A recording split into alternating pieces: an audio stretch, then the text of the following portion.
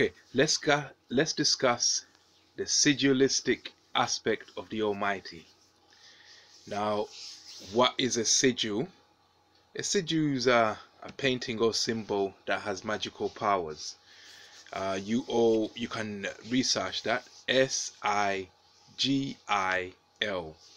Yeah, that's a sigil. Now, in this talk, we're discussing the sigilistic aspect of the Almighty and why it is fundamental to religious practice. Now, most atheists are starting to indulge in religious practice and rituals, just those things that work about religion. Now, they're even using sigils, yeah, and they're even meditating, chanting, yeah, just the things that work. So, the Almighty, in terms of what a sigil is, through trial and error, religion has grown and advanced to the levels that we see out there in the mainstream religion, I call it. So before you start off with a stone or a rock, and you use that as a sigil to symbolize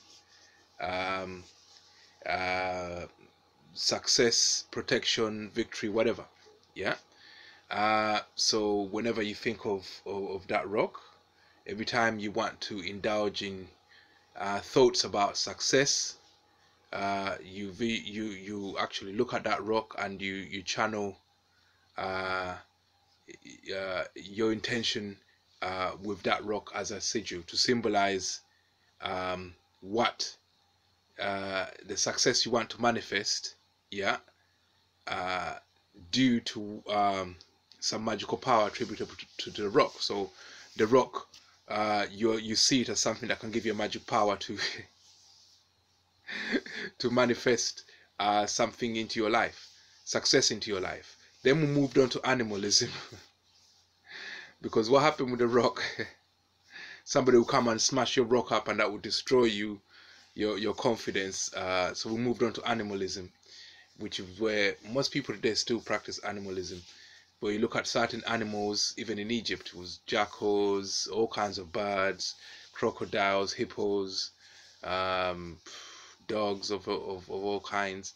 Yeah, so these will be things you look at that have an aspect of society, an aspect that you can rely on, yeah, to bring you. It's something that you rely on to bring you your success. But then these animals can be played around with. The way the Egyptians were conquered by, I think, the Persians or the Assyrians, I can't remember which one. They used to revere cats, yeah, and they used them in a sigilistic way. And then the Persians just flooded the whole city with cats, and they couldn't fight, and they ran away, and they got conquered. Yeah, so you then this is all trial and error. Then we realized the best way to do things is to have a sigil that can't be reached by man or even yourself. Where to reach that sigil, you have to go through death and some kind of trial and tribulation before you get there. And this is why it's necessary to have the Almighty. Yeah, so I know you atheists are going to want to use what works, but that works. It's fundamental to how everything works. To have a sigil that no one can, in your eyes, destroy. Yeah, you had a famous sigil recently that was used to bring about synchronicities. But if somebody came and destroyed it in your eyes and I don't know, put another sign on it that spoiled it for your mind, then it won't work, because remember, this is your power of your mind that you're trying to tap into. So you have an Almighty, yeah, that works like a sigil, someone that brings us success into your life, protection, and so forth. And you use that as a sigil, but it's not, the nature of which is not something that a man can reach, yeah. And so it's very important, and that also works. So when you look at the things that work, that also works, yeah. Now, when you say, does the Almighty exist, then you have to argue that you know, does anything in your consciousness exist? Yeah. And then when you look at people who see into your minds or claim to have the ability to see into your minds, they take your thoughts as things that happened. They didn't happen in space-time outside of your mind, but it happened in space-time in your mind, space-time in your consciousness. Conscious space-time, I like to call that. But things that can be viewed in conscious space-time can be regarded as real. Yeah, and these people regard them as real. I'm telling you, if you're a targeted individual, if you start thinking about a female, yeah, people will react like they've seen like that is something real that they've seen. Yeah, and they'll be hiding their females or they're showing some behavior that proves that they've seen that. Yeah. So what is real? Yeah, if they regard it as something real that they've experienced. Yeah.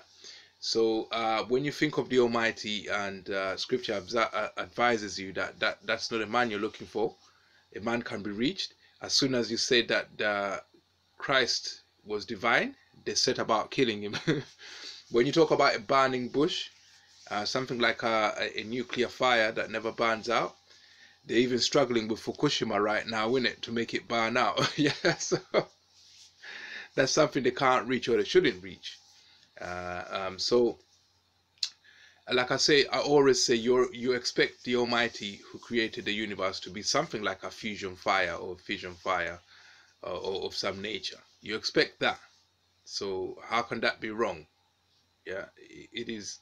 Even science would not really argue with the nature of the Almighty if you tell him it's a burning fire that never burns out. Yeah, it's easier to prove the existence of a nuclear reaction that never ends as the reason for the existence of the universe, yeah, than to prove that it's a man that lives forever.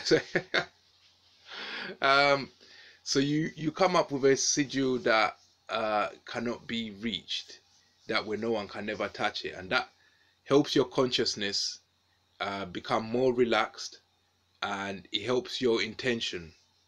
Yeah, since your sigil is about projecting an intention and manifesting it, it helps your intention. It removes all obstacles for your intentions. Yeah. Now the existence of the Almighty, well, if you've got it was pure chance and guesswork. If you guess right, then you see resonance uh, in nature. Yeah, I've been in situations where nature appears to be resonating or synchronizing with my movements. Yeah, I've been in a situation where I walk to a place, it starts raining, I stop, I walk back, it stops raining. And I walk farther on and it rains more and more and more. I walk backwards, so where nature starts to synchronize with you. When you've got the right concept of the Almighty, you start to see nature behaving as if it's one with you. Yeah, so I think we got to the Almighty. That's how the Almighty works, by luck. Yeah, if you think you've got the right one, you won't find out until you die. Yeah, that's where we reached up to in the religious movement, you say. So you can believe in whatever Almighty you want, because atheists will ask you, what's to say that another man's God is not valid? And I'm saying, well, it's a choice. Yeah, it's faith and choice. No one's saying you can't believe in other gods, but you find out if it's true when you die. So you take a chance and you choose a god and you just hope for the best. Yeah, that's all you can do.